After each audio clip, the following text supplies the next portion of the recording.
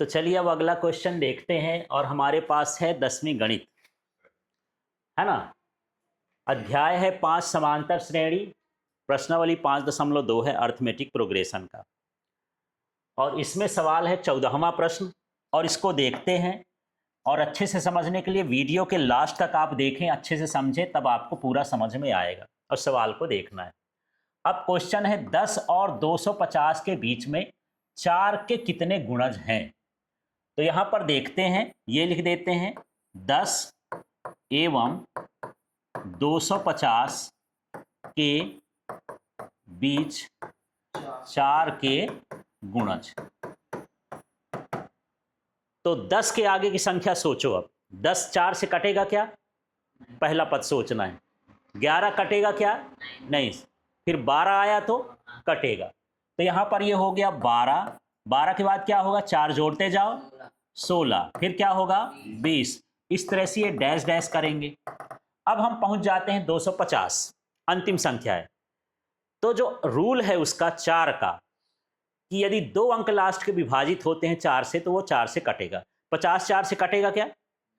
नहीं कटेगा। 49 के बारे में सोचना नहीं, क्योंकि लास्ट में विषम संख्या वाला 4 से नहीं कटता है। तो 49 के बाद क्या आता है? 48। 48 को देखो तो 12 चौक 48 कट जाता है। मतलब यहां पर जो अंतिम पद होगा वो हो जाएगा 248। समझ में आ गया? ये क्या एपी बनाएगा? तो लिख देंगे यहां, यह लिख सकते हो, यह क्या है? यह एपी है। अतः इसका ए का मान बताओ। 12, जो पहला पद है ये ए कहलाया। डी का मान बताओ। वैसे 4 का गुणा है तो 4 पर कर लो इसी से। 16 माइनस 12 बराबर कितना हो गया? 4। एन अंतिम पद बताओ, इसका क्या है? ये कितना हो गया? 248। अब इसमें जो सूत्र लगा है वो सूत्र बताओ। ए एन बराबर क्या होता है? ए प्लस एन माइनस 1, और क्या हो गया? डी। ठीक है। अब इस सूत्र में हम मान रख देते हैं। ए एन का मान बताओ, यहां पर क्या लिखा है? तो ये लिख दिया 248। ए का मान बताओ कितना है? 12। एन का मान हमको यही अज्ञात करना है कि इसके बीच में कितनी संख्या है। और डी का मान कितना है यहां पर? 4। क्या आप सोच सकते हो कि इसके बीच में कितनी संख्याएं हो सकती हैं? सोचने से नहीं बनेगा। सोचोगे तो एक दिन लगा दोगे, संख्या लिखोगे, हाँ यार 12 16 20 ऐसे 248 तक होगे। 948 हो, 1048 हो, 1,48 हो, तब तो सोचते रह जाओगे यार, है ना। तो ये तरीका सबसे अच्छा कारगर होता है। 248 है। गणित यही है, आपके दैनिक जीवन को सरल बनाने का काम करती है। ठीक है। 248 में एक काम करता हूं, 12 को इधर ले आए तो ये -12 हो जाएगा। बराबर 4 का गुणा करोगे तो क्या हो जाएगा? 4n माइनस क्या हो गया? 4। अब मुझे ये बताओ, 248 में 12 घटाओगे तो 8 में 2 जाएगा तो 6, और 4 में 1 गया तो 3, माने कितना हो गया? 236। हाँ, इस 4 को इधर भेज देते हैं तो प्लस क्या हो गया? 4। बराबर इधर क्या बचा? 4n। ये 4n है ना। अब इसको घटाओगे तो कितना हो जाएगा? ये जोड़ोगे तो कितना हो गया? 240। बराबर कितना हो गया? 4n। तो अब मैं इधर n इधर लिख देता हूं, ये हो जाएगा 240, और इसका बटे में 4 ये चला जाएगा। n बराबर 4 छंग 24 होता है, 6 बार में जाएगा, 1 शून्य है तो ये शून्य हो गया, है ना। तो यहाँ अब उत्तर लिखोगे 10 और 250 के बीच में 4 के 60 गुणज होंगे, है ना। तो यहाँ लिख सकते हो, अतः 10 एवं 250 के बीच 4 के कितने गुणज? 60 गुणज होंगे। इस तरह से ये सवाल करना है। ठीक है, क्लियर हो गया? कोई डाउट तो नहीं है? ऐसे सवाल करना है। अब हम एक क्वेश्चन और देख लेते हैं इसमें, और ये हमारे पास 15वां नंबर का क्वेश्चन है। इसको बड़े ध्यान से समझिए। प्रश्न क्या कहता है उसकी भावनाओं को समझिए, उसके अंदर भीतर घुसिए, तब भावना समझ में आएगी। n के किस मान के लिए दोनों समांतर श्रेणी ये एक समांतर श्रेणी ये दी है 63, 65, 67 और 3, 10, 17 के nवें पद आपस में क्या होंगे, बराबर होंगे। ठीक है, तो यहां पर हम लेते हैं प्रथम या पहले एपी से, प्रथम एपी से ए का मान बोलो कितना हो जाएगा, है ना, ये ए है तो इसको मान लेता हूं ये कितना हो गया 63। डी का मान बोलो कितना हो जाएगा 65 माइनस 63 बराबर कितना हो जाएगा 2। अब आपको कोई कुछ दिया है इसमें, ए एन का मान बोलो, ये एनवा पद मुझे पूछ रहा है तो ए एन बराबर कितना हो जाएगा, तो ए कहाँ इसमें 67, लास्ट में तो दिए नहीं, डैश डैश नहीं है, है ना, तो मुझे ए लिख लेता हूं, क्या लिख लेता हूं ए, और प्लस क्या होता है n-1 और इनटू में क्या होता है डी, इसमें मान रख देता हूं, ए का मान कितना है 63 प्लस ये हो जाएगा n-1 और डी का मान कितना है 2, तो यहाँ 2 कर दिया।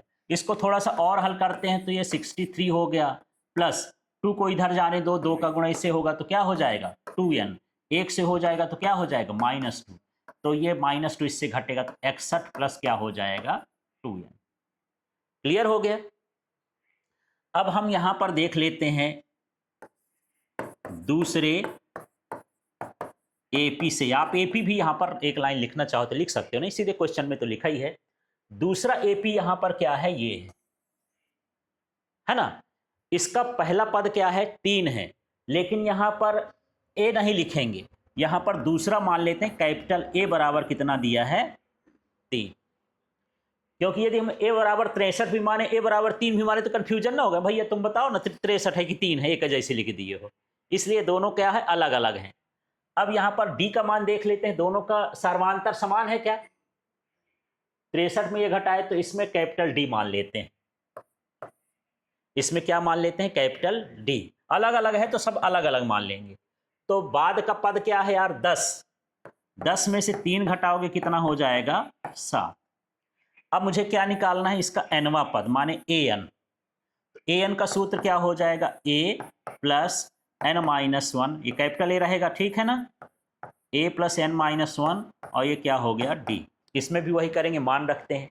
ए का मान बोलो कितना है, यहाँ ए का मान देख लो कितना है 3 प्लस n-1, डी का मान कितना है 7, इसका कोठा खोल दो, 3 प्लस 7 का गुणा n से करोगे तो कितना हो जाएगा 7n, 7 का गुणा -1 का करोगे तो -7, तो यहाँ पर हो गया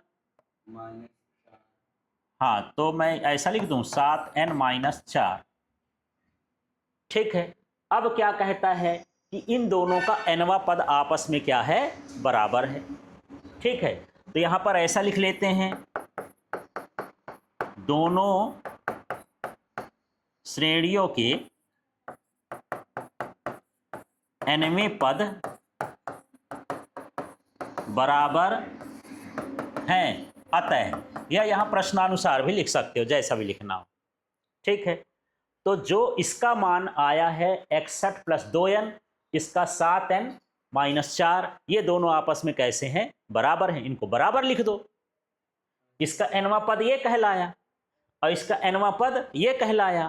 प्रश्न कहता है दोनों का nवा पद क्या है बराबर, तो दोनों को बराबर कर दो, ठीक है।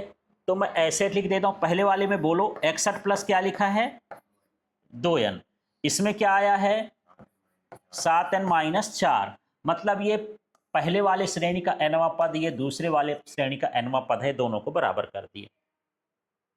अब n वाले एक तरफ कर लो, संख्या वाले एक तरफ कर लो, तो यहां पर देख लेते हैं, यहां पर ये क्या लिखा है 2n, n वाला इधर ही रहने देता हूं, ये 7n को इधर ले आओगे कितना हो जाएगा -7n बराबर, अब उधर क्या बचा इस साइड -4, तो -4 हो गया, ये 61 को उधर ले जाओगे तो प्लस क्या हो गया 61 हो गया, इसमें घटाओ 7 में 2 घटाओ कितना आएगा 5, तो -5n हो गया। अब यहाँ पर ये 61 जो है प्लस में है कि माइनस में जाएगा, ये माइनस में जाएगा ना, थोड़ा सा यहाँ पर ये ध्यान देना है, यहाँ पर ये -61 होगा ना, +61 था, तो ये क्या हो जाएगा -65, तो n बराबर क्या हो जाएगा -65 और बटे में क्या हो जाएगा -5। कितना आ जाएगा ये 13। ठीक है, तो यहाँ लास्ट में उत्तर लिख देंगे। इनका 13वां पद आपस में क्या होगा बराबर हो। ठीक है, जो 13वां पद इस श्रेणी का होगा वही 13वां पद उसका भी होगा, दोनों का 13वां पद कैसा होगा आपस में बराबर होगा।